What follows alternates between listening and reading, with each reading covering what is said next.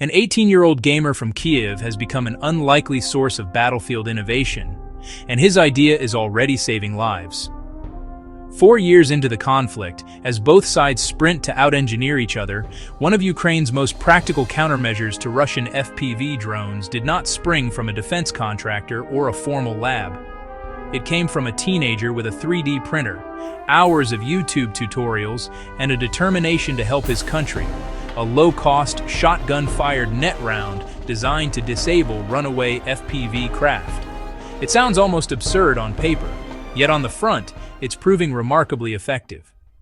Ukraine's defense industrial scene has produced major systems and formal breakthroughs, but a lot of innovation is happening in the field, improvised by soldiers and civilians who know what they need.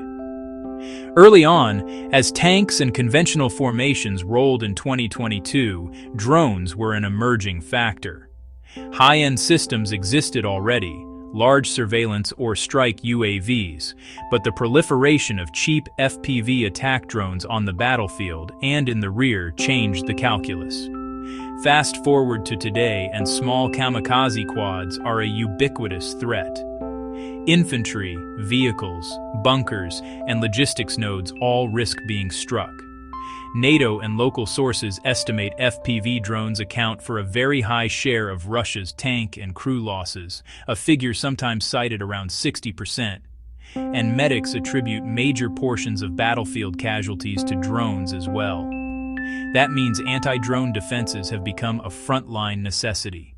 At first, Ukraine enjoyed an advantage.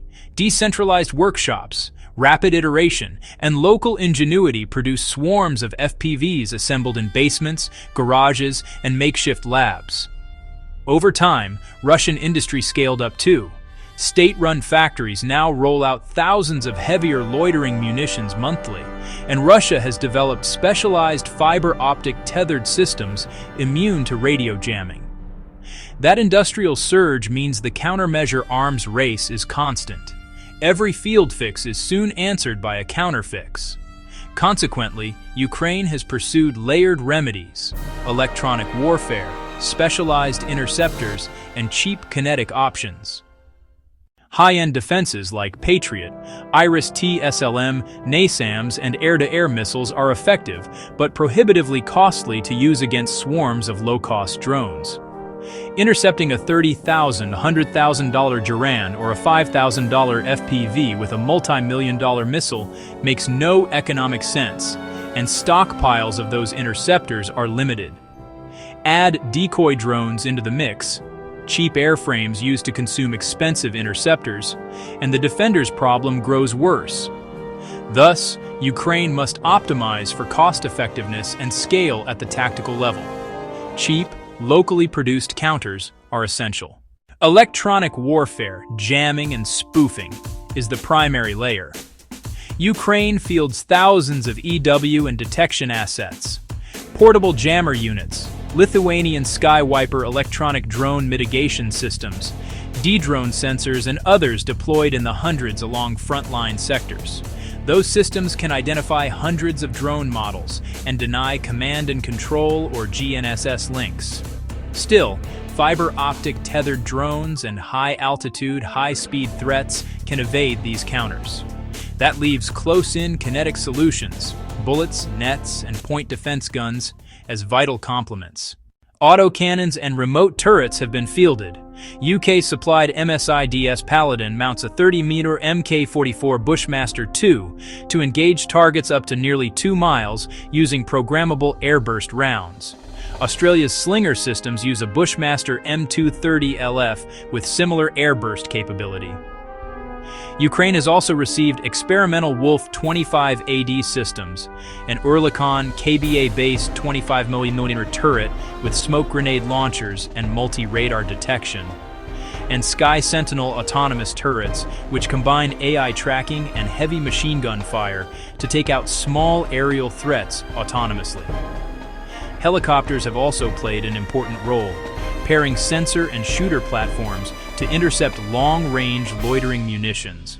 Commanders report helicopters are now a crucial piece of layered air defense, sometimes intercepting up to 40% of threats in their sectors depending on conditions. But much fighting still occurs at close range where frontline infantry cannot rely on expensive interceptors or heavy turrets. That's where simple kinetic measures, shotguns, rifles with fragmenting rounds, and improvised net systems prove indispensable. Brave One and other local initiatives have produced rifle rounds that fragment mid-flight to produce a shotgun-like spread effective against FPVs at tens of meters. Portable jammer anti-drone pistols are on the market too, offering short-range RF disruption against small quads. Commercial and fielded net systems like the Emitla launcher, a light, single-use net projector for entangling small drones at close range, exist but require a specialized device and cartridge. Enter Yurii, the teenager. Growing up in Kyiv's Shulyavka district, he was a typical student who turned to online tutorials and 3D printing to prototype solutions after watching his neighborhood suffer drone and missile strikes. Initially experimenting with quieter propellers and other drone tweaks, he pivoted to anti-drone munitions. His early prototype, a grenade launcher net round, caught the attention of a frontline unit, but logistics and testing hurdles limited immediate adoption. The breakthrough came after the 3rd Assault Brigade, known for rapid adoption of novel drone tactics, tested the design and requested a version for shotguns rather than grenade launchers because shotguns are more common at the front. Yurii and his team quickly adapted the munitions design to shotgun calibers and provided initial samples. The brigade tested them in training. The rounds worked so well, the officer ordered 100 units for operational testing. Feedback came fast from actual users. A Special Forces unit near Kursk reported downing a Mavic reconnaissance drone at around 50 meters, plus 2 FPV attackers using the shotgun net round. That confirmation shifted the project from curiosity to life-saving tool. The idea had moved from prototype to field-proven device. Scaling production presented new challenges. Yurii's team had to learn about durable 3D printed housings, safe deployment charges, and repeatable tolerances for reliable functioning under combat conditions. They also had to navigate strict explosives regulations and wartime controls. Miners cannot legally handle explosives, so partnering with units that could legally integrate and arm the munitions was essential. Yet the startup mindset prevailed. Rapid prototyping, iterative tests, and close feedback loops with frontline users accelerated improvements. Yurii's project sits among other grassroots innovations. Brave One has introduced fragmentation rifle rounds that break into several high-speed pellets to increase hit probability versus fast-moving FPVs.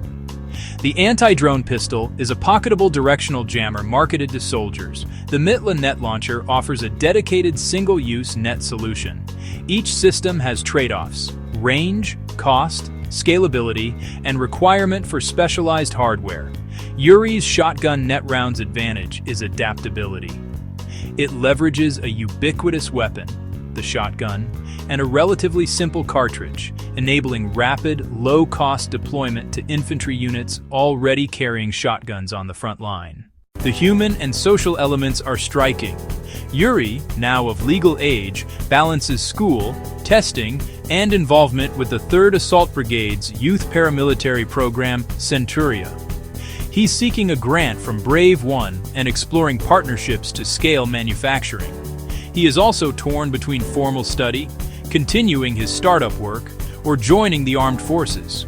His motivation is simple: I want to be useful. That ethos, do-it-yourself, iterative, frontline-focused innovation, pervades Ukraine's grassroots tech response to drone threats. There are caveats and limits. Not every field prototype scales reliably. Some projects fail during live testing or present safety risks if not engineered and produced correctly. Production quality control, legal hurdles around ordnance, and safe integration into unit logistics remain barriers. Yet the pace of adoption on the front is extraordinary. Officers can test and field small runs quickly, and units often provide immediate operational feedback that drives rapid improvements. The dynamic is both a strength, speed and pragmatism, and a weakness, uneven quality and risks around untested munitions.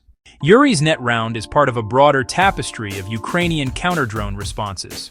Layered EW systems, turrets and autocannons, helicopter interception tactics, fragmentation rifle ammo, portable jammers, single-use net launchers, and low-cost field munitions. Together, they form a pragmatic, cost-conscious strategy to blunt both high-end and low-cost aerial threats. While industrial-scale systems and international support are crucial, backyard innovations and garage-made hardware fill the critical tactical gaps where money and logistics can't swiftly provide solutions. At its heart, this story is about adaptation. A generation growing up amid conflict is inventing tools to survive and to help their communities. Yuri's project demonstrates that effective military innovation doesn't always come from established contractors. Sometimes it arises from curious, motivated individuals who identify a practical need and iterate quickly with available tools. In a war where the technological edge shifts fast, low-cost, rapidly manufactured solutions can be decisive. If you want to follow updates on these grassroots innovations, subscribe and enable notifications. And if you're intrigued by the technical specifics, there are deeper breakdowns of net munition design, fragmentation rounds, and EW tactics available. For now, the takeaway is stark. When the sky is full of cheap, lethal drones, a cheap, well-designed counter can save lives. Thanks for watching.